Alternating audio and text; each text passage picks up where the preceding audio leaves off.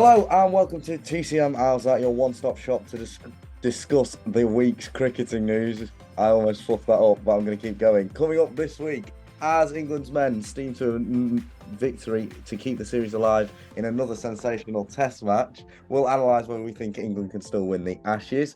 Equally, England's women have been very impressive in their series, coming back from 6-0 down to level the series 6-6 after the last two 20s and their first ODI.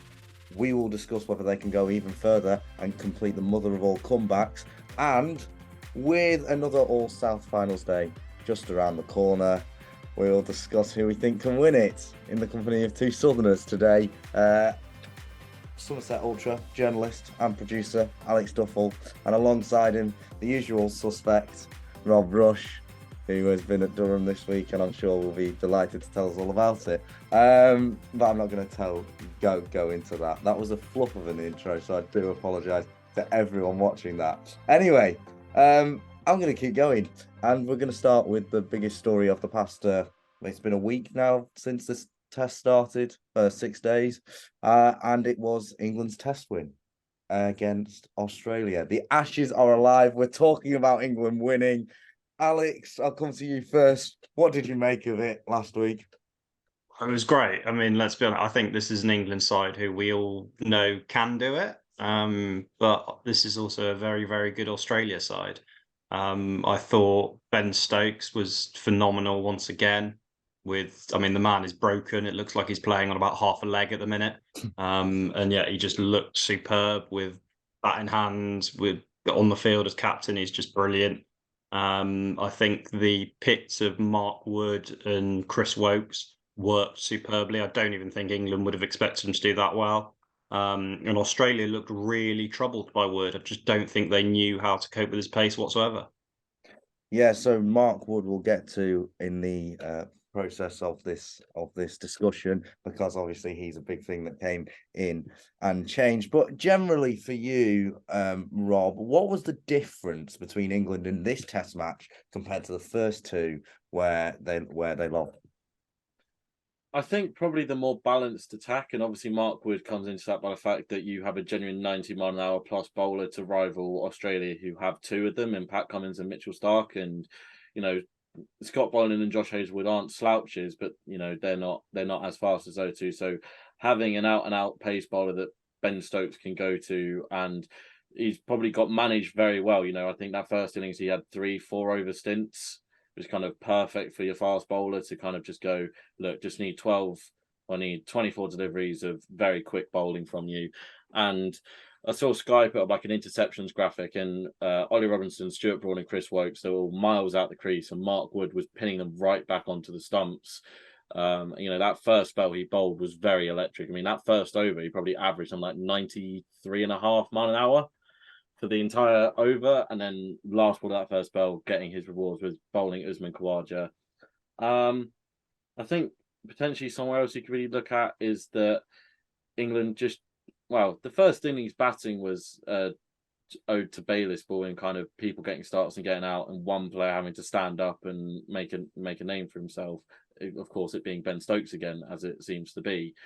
But I think the situation going into the game of they know it's do or die. You can't leave anything up to chance now. You've got to win 3 test matches on the bounce to win the series and get the Ashes back. So I guess you could say desperation, you could say excitement, you could describe it however you want, but just being in that situation of it being must win, I think, brought out a new level in England, which they're going to have to carry through for the next 2 test matches. Definitely. Let's talk more then about Mark Wood and Chris Woakes. Obviously, the changes brought in for this test. Alex, on those two, I mean, it just felt fantastic to see them in the side. I mean, I was just thinking through the entire thing, where the hell have you been? We're 3 tests in. Where the hell have they been? What did you make of their performances, particularly Mark Wood bowling Usman Khawaja and bowling rapidly, and then Chris Woakes as well, being the brilliant all-rounder that we all know he is? Yeah, look, I mean, Wood's at his very best. We all know what Mark Wood can do. The question marks over Wood have always been fitness and can he do it for a sustained period? So I understand why he hasn't been involved in the first 2 tests, but at the same time, seeing him tear through their lineup the way he did in that third one does kind of make you wonder how close or otherwise was he, certainly for the second test. I mean, we go back a couple of years and we had this big dream of having Wood and Archer bowling in tandem. Well, that was kind of what it looked like. Is Mark Wood at his very quickest. So we got a little bit of a glimpse of that. And Chris Woakes, to be honest, I think will have surprised a few people. I'd have expected him to play at Lords with the amazing record he has there, rather than at Headingley. They went with him at Headingley, but to be fair, it paid off massively. I thought with Ball, and especially with that, he just adds a little bit more security and safety down the bottom order, and got England some absolutely crucial runs in that test.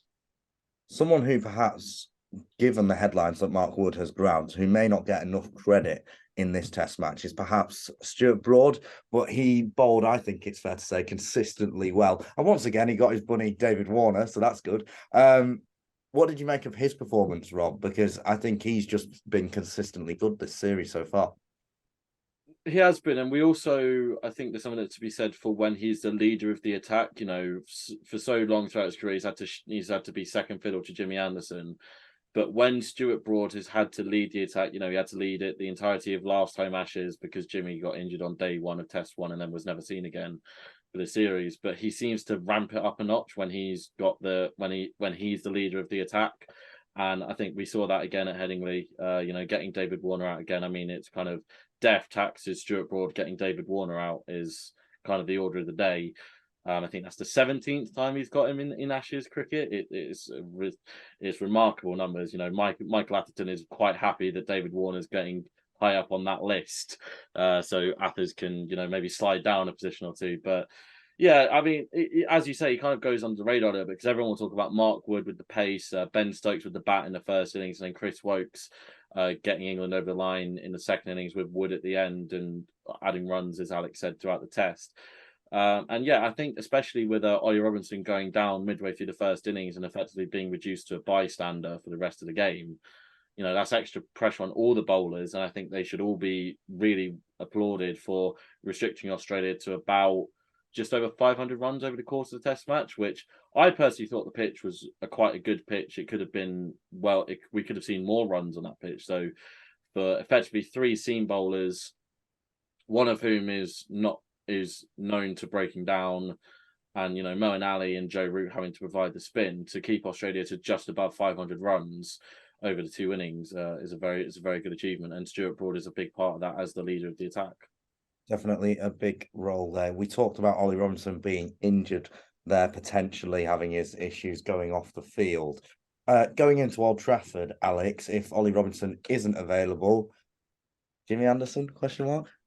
Shoaib Bashir? Craig Overton? No. Jamie Overton, please. Yeah, it's tough. I mean, I've never seen Jimmy struggle the way he did in those first 2 tests. For the first time, I think that genuinely looked like a 40-plus-year-old trying to play Test cricket. Having said that, Old Trafford might be the perfect one to bring him back. Familiar surroundings, it's his home club. Having had a test off, he may be back to the Jimmy Anderson that we know and love. So I am conflicted. I think they will hope Robinson is fit, although I do think he's been a little underwhelming this series, although he does still have the potential to take vital wickets. If not, I think you will probably see Anderson play.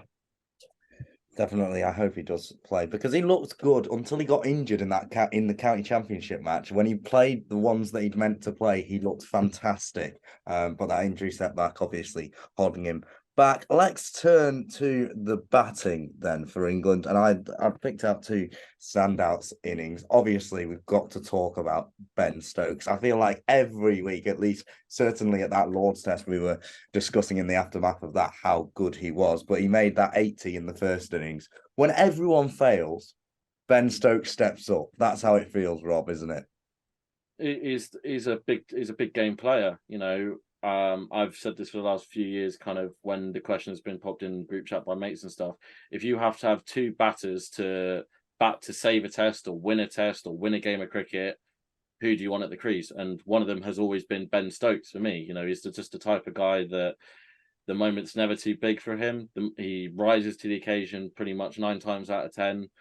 And he probably demonstrated to everyone why he's England captain. There was questions when he took over the captaincy of, is it going to be too much for him? Is this going to be another Joe Root scenario where we give it to our best player and maybe it weighs him down? But it just seems to, when England need a boost, obviously he's the main guy they go to. So look, England, if he gets out for what he was on, which was about 24, 25, England are staring at about 120 run deficit on first innings compared to 20.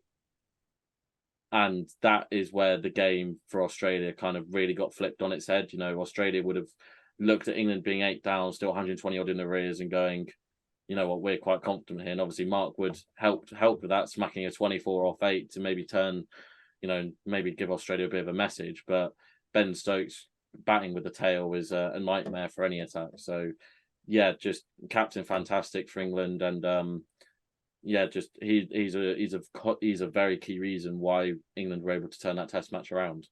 He's just, it's hard to put into words what a sportsman he is, because even when he looks injured, when he looks hurt, he battles on and on and on.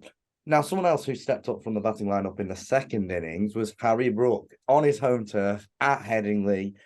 That must have felt good for him, mustn't it, Alex? 75. Number 5, the most important bit, at number 5. He is a number 5. He has the potential to be the best number 5 in the world. Do not bat him at 3. I do not ever want to see him batting 3 ever again. That was a disgrace. Look, Harry Brook is world class. Harry Brook could well be one of the best in the world. I'm talking, the top, the very, very top. I thought that innings was phenomenal. Look, England, it wasn't a straightforward chase, but it was one they would probably have expected themselves to complete. But there were moments in that chase that you thought, uh-oh, here we go. Australia on top. They've got rid of the key man. But Harry Brook stood up, and I just thought he commanded everything out there. No, it was brilliant to watch. Harry Brook from Yorkshire, another Yorkshire player in the England side, which makes me sad. Also, another great Headingley Test match, I think it's fair to say, which is annoying for me. Let's hope the Old Trafford one can live up to it, although I'm very pessimistic about our chances, and we'll get to that in due course. Anyway, back to England. Before we move on from them, the question all series long, the big selection question, has been over Johnny Bairstow and his keeping with the gloves. Now, obviously, we know the squad for the next Test, so we know that it's probably not going to be changed, and we know Ben Foakes isn't added to that. But Rob, he was again shaky with the gloves and could have cost England the game with some key chances going down. What do you think's next for Johnny Bairstow? Do you think he'll improve, or do you think it's time to bring in Ben Foakes? The same way that Alex said Harry Brook should never bat 3 in his life again, you should never pick a guy coming off the back of a 9-month injury layoff, having played 4 county games, and give him the gloves when he still wasn't fully fit. It just seems like common sense, doesn't it, guys? But apparently not for England. Look, you can argue at points during the first 3, definitely during the first 2 Test matches, that we've missed key opportunities both with the bat and in the field. And unfortunately for Yorkshire fans, it's more often than not been Johnny Bairstow who's been at the centre of this sort of things. It should have been a slam dunk decision after the Headingley Test to go, no, we're going to take the gloves back away from you. Ben Foakes is someone who we can trust. He doesn't drop many chances. He can make something out of nothing. In the latest county game, he's effected a caught behind and a stumping and got given out on both. So this has baffled the England fans from the moment the Test squad was announced for the first 2 Tests, and he wasn't involved. And I think he'll just continue to do so until he's brought back. The issue is, of course, if you want Bairstow and Foakes in the same team, Brook's emergence has meant you can only have one. They've gone for the guy who fits Bazball the most in Bairstow, but he's still not 100% recovered from that horrific injury he suffered. I think it's a point now where you have to protect the guy from himself. And I think there'll be someone out there who's done a stats breakdown of Bairstow's batting with the gloves and his batting without the gloves, and obviously his catch percentage with the gloves and, stumpings and whatnot. I think it shows a clear correlation of Johnny Bairstow without the gloves is a much better player than Johnny Bairstow with the gloves. And this is where England have to step in to save him from himself in a way. Look, he also hasn't had the best series with the bat. Let's be perfectly honest here. That was my next question. That was literally that second innings dismissal to Mitchell Starc is 2017 to 2021 Johnny Bairstow in Test cricket, chasing a wide one, rank inside edge to be chopped up. You have to ask yourself a simple question: does he get into the side on form with the bat or the gloves? And for me, the answer at the minute is no on both fronts. So. Yeah, I mean, they backed him. He's going to play the fourth test, and more likely, he's going to play the fifth test as well. I don't know what Ben Folks has to do to get back in the test side, but at the minute, it looks like he's going to be demoted to a specialist Asia test keeper, which is a waste of his ability, quite frankly. Ben Folks, specialist keeper, and yet specialist bench warmer, never ever in the England side. And harsh, because he always comes in when there's questions over people with the gloves, and still, then gets dropped when they decide on someone else. Anyway, we'll park that there for England. Let's talk about the Aussies. Given their performance this week, are they going to be worried going into Old Trafford? Are the nerves starting to go a little? Are they getting a little jittery, Alex? Oh, they're panicking. Everybody knows they're panicking. The Aussie media is panicking. Fox Cricket have stopped tweeting. They're panicking and they know it. Look, if there's ever a side to come from 2-0 down, it's this England side. I think even the Aussies know that. I think they would have quite liked to have just got the job done at Headingley. Over, can't be caught now, game over. All of a sudden now, I think the Old Trafford test is massive. If it is 2-2 going into the Oval, I think the Aussies will be seriously, seriously worried. Let's talk about the Aussie performance then, and where maybe areas for improvement. But first, let's talk about Mitchell Marsh. I like to say he looks like an Aardman character that's been molded in real life because he just looks really weird. Anyway, he got 118, big innings for someone who is, I believe he's hated by the Australians, which is bizarre, to be honest. I didn't have any idea about that, but for someone who's hated, will he still be hated after this test by the Aussies, do you reckon, Rob? Or is he I hope not, because this is a guy who loves playing against England. I think he has all 3 test centuries and his fifer against us in the Ashes. So he loves playing England. He seems to step up to the plate. And I think what he was alluding to at the end of the 2019 Ashes, which is what you're referring to, that press conference he did at the Oval, was that people were thinking there was nepotism and that he was getting in because his dad was in the Australia coaching setup, and that's kind of why he was getting chances for Australia. But look, I don't know whether it's something that, if the Ashes brings out of him, or I can't explain what it is, but he seems to morph into the second coming of Ben Stokes when he plays England. He just seems to absolutely turn into a different player. I hope he's not hated, because this is a guy who has said that he loves playing for his country. In that press conference, he also goes on to say, I love playing for Australia. I love wearing the baggy green. As a fan, if I was a fan of Australia, that's what I'd want to hear from. That's what I want to hear from a player representing my country. So I hope he's not. And also, he's giving Australia a selection headache now ahead of this fourth test. There's questions, as we mentioned, David Warner getting out again to Stuart Broad. There's Marcus Harris who's there. Marcus Harris as a replacement. That's a new one. As a replacement opener. There's talks of can you fit Cam Green and Mitchell Marsh into the same team potentially, and you drop David Warner that way. So look, he's given the selection team a hell of a headache to think about while they're on that. I believe they're on holiday for the next 3 or 4 days. I think a few of them have headed off to Spain to get some R&R, get some sun and relax a little bit. So I hope that he's not hated by the Australians, because I would love it if more of the England players would say that in their press conferences, that they love playing for England, they love wearing, it's something that, they probably do feel, but we live in a bit of a society now where unless someone says it, you don't really know what's going on. So I hope Australian fans have changed their opinion of Mitchell Marsh, because that was a very impressive innings in a very trying time for his team. Can't believe they've gone to Spain. Is there any way we can get border control to just stop them from coming back? I'm not entirely sure if it's Spain. I'm not entirely sure if it's Spain, but it's definitely somewhere that Cummins said after the test that they're going to go abroad. Quite like the idea. Get some holiday. Lavishane's just got his feet up on a sunbed somewhere mid him and Smith won't. They'll be busy creating a pitch out of somewhere and shadow batting and getting the whole beach is just turned into a cricket match. Again, probably questions for Australia's batting order now, which is something at the start of the series, looking at their side on paper, that I wouldn't talk about, because Warner, obviously, we know hasn't fired. Labuschagne and Smith not firing as much as perhaps Aussie fans would hope them to. What do you reckon about their batting order?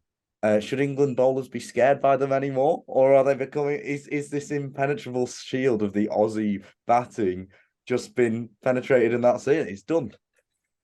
I don't think England's bowlers have been scared by them all series. I don't think England's bowlers get scared by much these days. Look, they're still a very strong unit. All right, yeah, David Warner had a couple of good innings and now seems to have reverted to 2019 David Warner, who just looks like a rabbit in headlights every time Stuart Broad comes onto bowl. But look at the other, Usman Khawaja has been sensational. He looks like the best opener in Test cricket right now. All right, again, Labuschagne is struggling. Smith, it still looks good to me. He might not be coming off every innings like he has done in the past, but he still looks very, very strong. Travis Head has played some excellent innings this series already. And now you're adding into that Mitch Marsh, who seems to be a huge upgrade on Cam Green. So I think they are still dangerous with the bat. I wouldn't expect to see too many changes to their lineup. I don't think they'll be too reactionary just off the back of one defeat. If Old Trafford goes badly for them, potentially things might change. Let's hope Old Trafford goes badly for them. Brings me nicely on to the final question for this segment, which is, are England going to win the Ashes? Yes or no? Simply Rob Rush. Yes. And Alex? Yes. And I have a track record. Can I just say, any predictions I make don't come true, and just ridiculous. So I'm going to stay neutral and make no comment on this, but I'm hoping that we will win. I still don't quite believe it, if I'm being honest. Not yet. Hopefully Old Trafford will prove me wrong. Right, still to come, we'll be previewing Vitality Blast Finals Day again, and also our Finals Day, as we mentioned, in the company of two Southerners. So two good people for that. Now, though, on to the Women's Ashes, which are also still alive. I mean, we're talking about so much success on this podcast for once. We never do this when talking about England.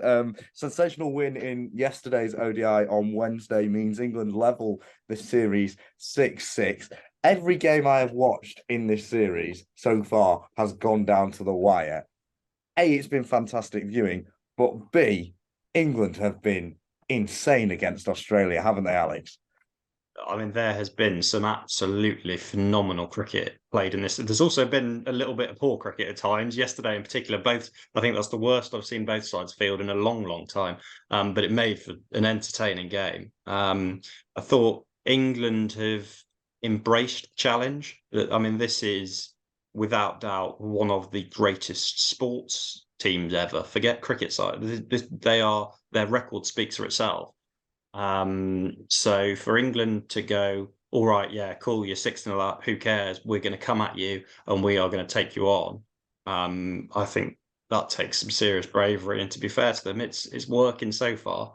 I thought it might come a little bit unstuck yesterday, but they got through it.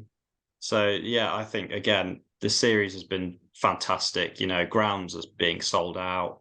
The women's game is on the way up, and I really, really hope England can pull off what would be an absolute miraculous comeback. The comeback of all comebacks, some may say. Now there's a big thing to be said about momentum, perhaps. Now going 6-0 down, knowing you need to win every game, it's sort of back against the wall stuff. We talked about it in the men's series. Rob, how do you think that impacts an international side like England against such a good team like Australia when they know they must win if they're to stay in such a big series?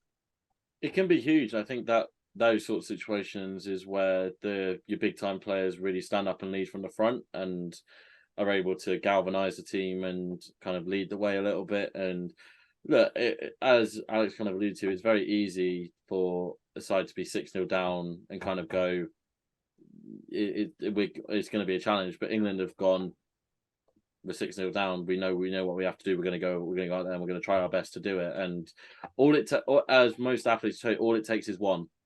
All it takes is one, and all it took was one win. They got their momentum. They got on a roll, and that has a big impact when you get in these tight situations like England found themselves in yesterday.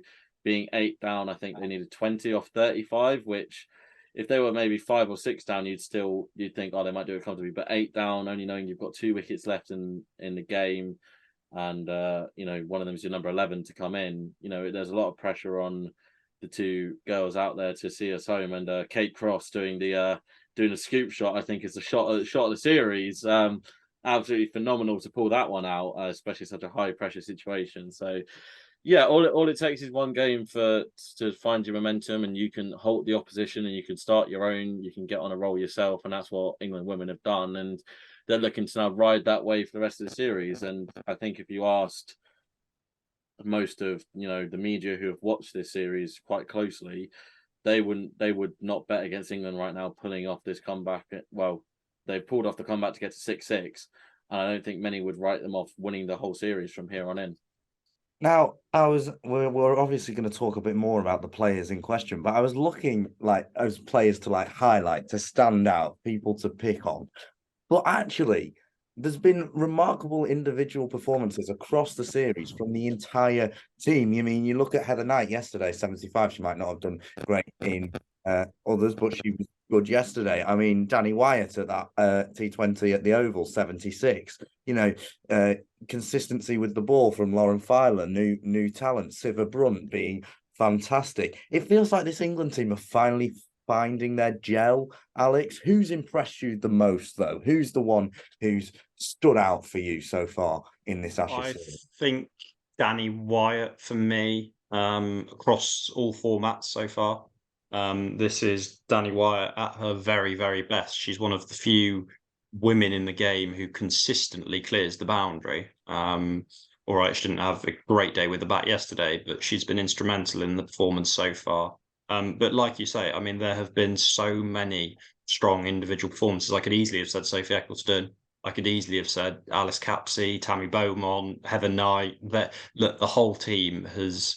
It's quite nice to see an England's women's team finally, where it's not just, oh, Heather Knight's got 80 again, but we've lost by 50 runs. Which is kind of what was the way for too long. I thought, look, the way the openers came out yesterday and just attacked it and said, well, all right, if we're going to make this chase, we're going to make use of the power play and go 8s and 9s. I thought was excellent. So I think the team performance has been phenomenal. So I think, to be fair, the one individual who probably does deserve a lot of credit is John Lewis, the head coach, because there is a definite mentality shift in this England side, and I think so far it's paying off. It certainly is paying off. Let's hope it can continue to. Let's turn to Australia then, because they're going to be incredibly disappointed. This is a team who have been almost invincible. In fact, invincible in world cricket, in ICC tournaments, in everything for a long time now. For England to beat them, we talked about how significant that is. But for Australia to lose against England, have the wheels come off from Australia now, Rob? I wouldn't say the wheels have come off because, as you mentioned, their record speaks for itself. They have been invincible in the past, and they're only one good performance away from everyone saying, "Oh, this is the Australia everyone knows about and has been there." I think what I would say is that potentially you're now seeing the effects of them losing the last 3 games in a row. I mean, Healy at the top of the order normally gets them off to such a strong start. Kate Cross got up at 8. Beth Mooney stood up and made herself be counted for with 81. But I think you're maybe starting to see some of that pressure kick in of like players are getting starts, but then they're getting out. They're not going on to make big scores. And, England being able to take those wickets at key times is now starting to peg Australia back. I don't think, as I said, I don't think the wheels are completely fallen off because this Aussie side have been too good for too long to let this affect them.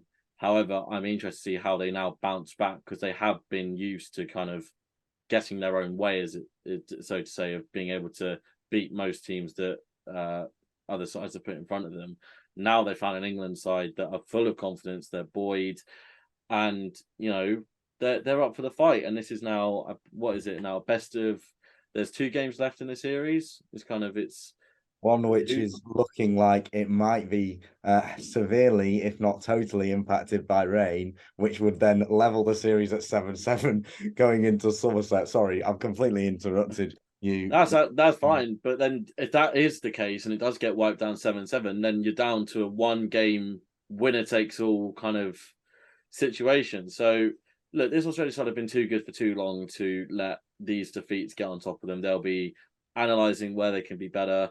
Maybe we'll see some changes. I'm not too sure. Maybe they might try and ride it out. But look, it's definitely a turn up for the books. I don't think anyone had England winning 3 in a row to bring back this comeback. So we'll see how Australia respond at Southampton. Australia have never been in this position before, though, Alex.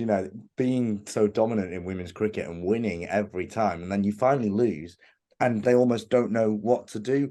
Perhaps, I mean, England weren't at their best yesterday. 5 missed catches and a missed stumping, right? And they still managed to beat Australia. Surely that's soul destroying for Australia. Surely that's kicking them when they're down. Do you think that stands England in good stead for the rest of the series? And where does it leave Australia and Australian women's cricket? Yeah, look, Rob said it. I wouldn't. I don't think the Australians will overreact too much. In worst case scenario, they lose this series. Okay, but they've lost this series without their leader. Meg Lanning is not there. She is their best batter. She is one of the greatest leaders in sport worldwide. So I don't think they would be overly disheartened. Of course, they'd be bitterly disappointed, especially in having been in such a strong position. But even if worst case scenario they somehow lose, I don't think they'll be too disappointed. But by the same token, I think they will be slightly worried. They're not used to this. England aren't used to this. It's quite nice to have role reversal, and we're on a roll against them for a change, rather than it being the other way around. So I think there is an interesting dynamic going into the next one. If the weather is to be believed and it could be wiped out, I don't know whether that plays into England's hands in the sense that it's right, you've got 1 game to beat them, winner takes all, or Australia go quite happy, thanks for a break, and we can restart and reset for the last one. So look, I think it's going to be a cracking end to the series, whatever happens. I think talking about this, it makes you realise how much of a spectacle this Women's Ashes series has been. I mean, we've got sold out crowds at every ODI. We've got, crowds that were fantastic for the Test match as well. All 3 formats, England's support has been phenomenal in a way that hasn't been seen in women's cricket in this country. And we're going from strength to strength to strength to strength. How impressed have you been by the spectacle that is this series, Rob? It's been incredible to watch, as someone who's only recently got into women's cricket, I'd say over the last 12, 18 months, kind of being part of that, that growth in numbers. It's fantastic to see. And, so many people who are on the negative side have gone, why, they would have looked at the crowds of previous series and gone, why is women's cricket getting this much of a, attention, blah, blah, blah.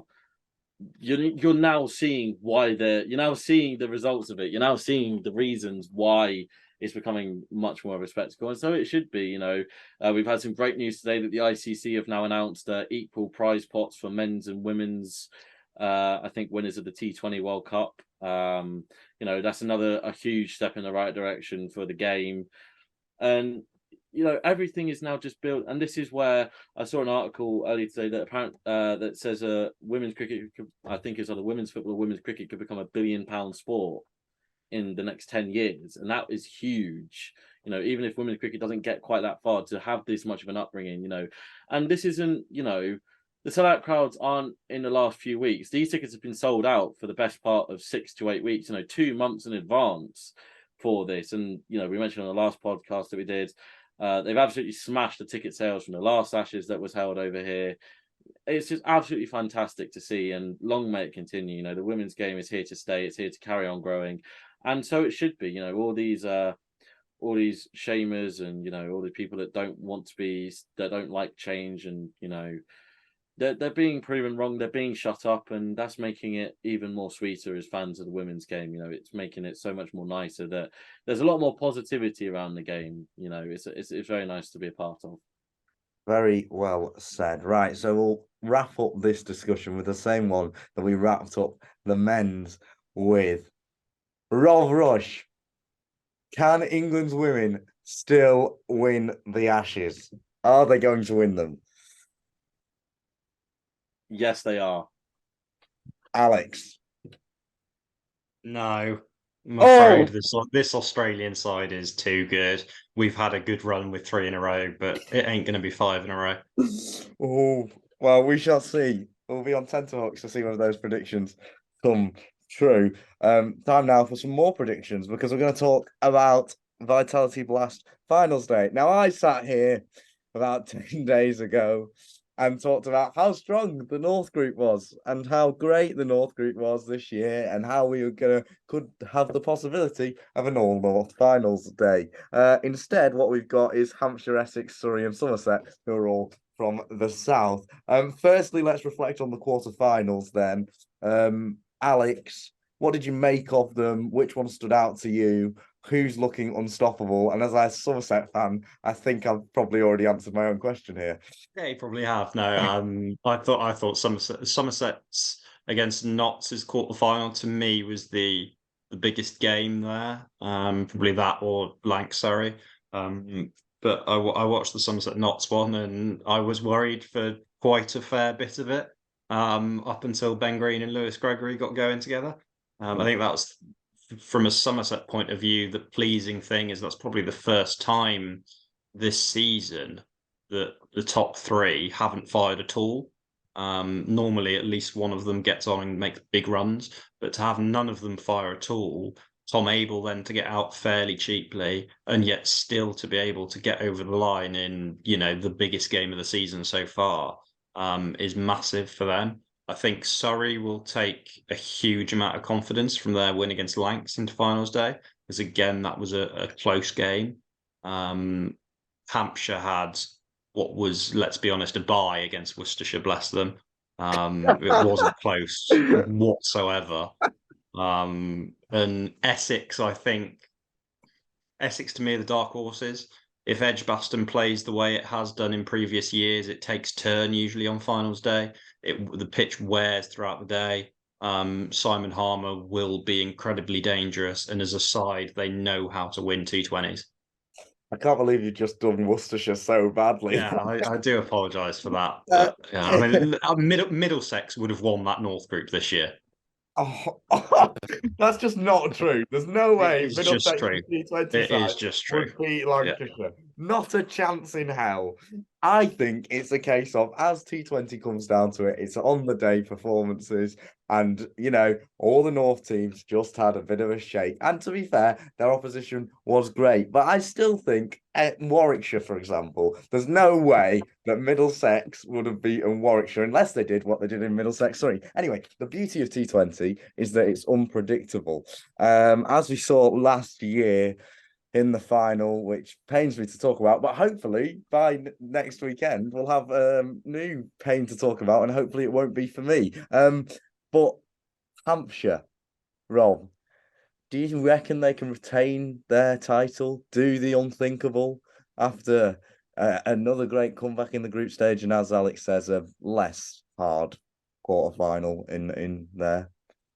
I still can't get over checking my phone during that evening and seeing Worcestershire 29 for 6 after like 7-8 overs. I was like, what on earth has gone on here then? It's difficult because we, as you say, we always struggle during the group stage, and it's normally a late scramble to get into quarterfinals, and then we seem to have a habit of making good in our quarterfinal performance. I look around the other teams and I go, we're probably the third strongest there. I would put Somerset as the strongest team there. Alex mentioned it's the first time in the entire tournament the top three hasn't fired, but when they have fired, they've produced some unbelievable cricket. I'm still a big Tom Banton fan, and the guy's got ridiculous shot selection, and he can hit you to all parts of the ground. Doesn't matter who he's facing. Will Smead should be getting more England recognition. He should be in there with Will Jack sooner rather than later. Surrey have been a powerhouse for a while now. I mean, they have been hit with the news that Sunil Narayan will not be available for finals day. I don't think that's as big of a blow as some people are going to make it out to be. I personally don't think he's a crucial cog to them, as some people will make out, but there's a reason why he's been consistently picked for them. So I can see both sides of the argument. Looking at Hampshire, the batting worries me because we still are James Vince and his merry men. There's not a lot of depth. James Fuller can hit some long balls if he's in the mood, but yeah, I look at that batting lineup and I go, it's too sketchy. Too many times, not enough batters get scores. The bowling is very strong. The bowling has been very strong again this year. Nathan Ellis leading the charge. I'd say Essex are probably right there with us in terms of probably the teams you're probably sleeping on a little bit. Maybe the underdogs in there in the game. Obviously, one of them will be going out due to them playing each other in the semi-finals. But look, if Hampshire do get through to the final, they will be the underdogs, regardless of what happened last year. And yeah, do I put it past them? Absolutely not. This group could go 2 for 2 on finals day and retain the trophy, but I think looking back on the performances, I think we're probably living in a bit of a, not in a magic world, but it would be a very, very big upset if they were to do that. A word on Surrey then, because obviously they beat Lancashire last week and I was there and it was devastating and I hated it. Again, because I've got heartbreak from watching Lancashire play in these knockout matches. Surrey as a team, perhaps looking at that lineup, we've mentioned Somerset being unstoppable. Hampshire won it last year. Essex, as you said, beating Warwickshire, big win for them. Underdogs in there. Are they weaker perhaps than the other sides, or is that being too harsh given the fact that they have a fantastic bowling attack, which beat us last week, Alex? Look, on paper, this Surrey side should walk the competition every year, quite frankly. How they managed to not even make finals day last year, I think, is astonishing to most people. Don't think they're weaker at all. I think they are probably the strongest squad on paper, definitely. There's about 10 internationals in that team. It doesn't matter if you have a strong squad on paper. No, no, I agree. The only thing I would say is there should be, and I believe they will be feeling it, is pressure on them. As a group, their T20 success isn't anywhere near as much as what it should have been. So I think they will be feeling a little bit pressure going into finals day. But that said, it's a very, very, very, very strong group. And if numbers 1, 2, 3, 4, 5 don't get you with the bat, 6 down to 11 probably will. And that is what scares me about the Surrey side. Right. So then we've done a lot of predictions today about the Ashes, but let's predict finals day. Have a crack as to Hampshire and Surrey fans. Surrey fans. Whoa. Somerset fans, my apologies. Somerset obviously been great all this tournament. Surrey, as we mentioned, strong on paper. Hampshire won it last year. Essex, great T20 side. It's very open. Alex, I think I know what you're going to say, but are Somerset going to win finals day? Heart says yes. So yes. Head maybe not, but I'm going to go yes. No, I'm going to go yes. You're going to go yes. And for you, Rob, who's going to win? What's your prediction?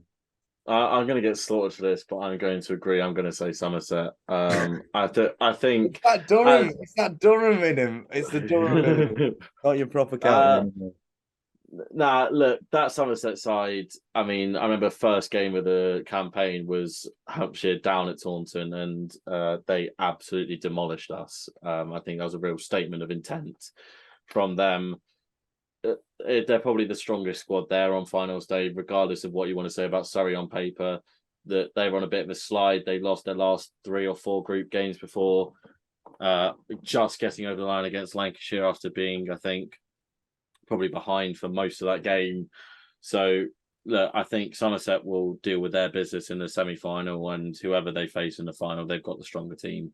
So it'll just be a case of can you get a good score on the board first up, and then can your bowlers defend it? So matchups will be key. But yeah, I think you would be unless you are a fan of one of the 4 counties involved, of which I am, I think you would be a little bit stupid not to vote for Somerset as winners. And I am just going to vote for Somerset as winners, as much as it pains me. And I really hope they bottle it and we can call them bridesmaids. Anyway, if you saw my face drop during that discussion, it's because I've just checked the Lancashire score against Essex, and we now need 70 runs to win with 2 wickets remaining, and we've had a mini collapse. So that's great. Anyway, on to the of the week. It's the time of the show where we pick a star of the week and a thanks for coming of the week. Rob, I'll come to you first. Who's your star of the week going to be? The star of the week is going to be Mark Wood. I mean, what a welcome back into Test cricket that is. I mean, 7, I think, what was it? 5 wickets in the first innings. He ends up with 7 or 8 overall for the game. It reminded me of that Sri Lanka spell that he bowled, which is probably the quickest, St. Lucia spell, excuse me, where he bowled absolute heat, and it was reminiscent of that. So yeah, Mark Wood is my star of the week, and also the fact he hit a few long balls coming out with England having a mini collapse, smashing 24 off 8, provided great impetus for England in that first innings. And then your thanks for coming of the week. Who's the person who just gets a thanks for coming because they didn't really do much? I mean, we haven't really mentioned the county championship so far this episode, but I'm going to go Rory Burns. He picked up a pair against Notts, so it has to be. I still think he should be in this England side, but yeah, when you're a top order batter and you don't score any runs and you're not bowling, yeah, you deserve that. Thanks for coming, Alex. Your turn. Star of the week. James Rew. The next big thing for England. I can't believe we've managed to go almost this long inside the episode without even mentioning. Double 100. He's phenomenal with the gloves on. He plays spin well. He plays seam well.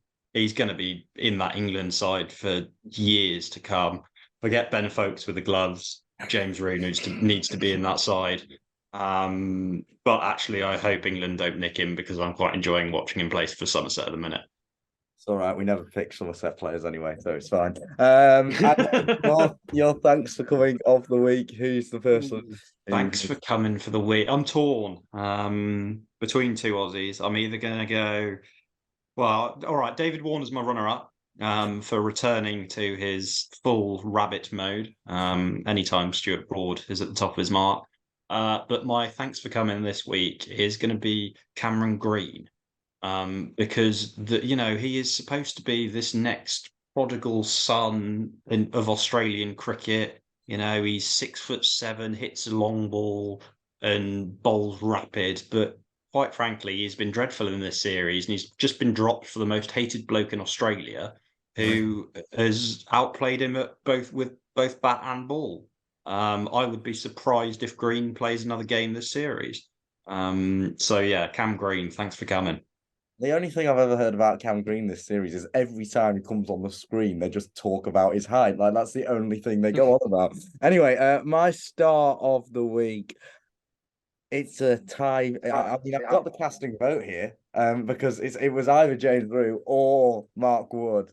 But I think I've got to give it to Mark Wood after his sensational performance at Headingley, keeping the Ashes alive, slightly more than scoring a good score in the county championship, I'd argue. Anyway, that's a story for another day.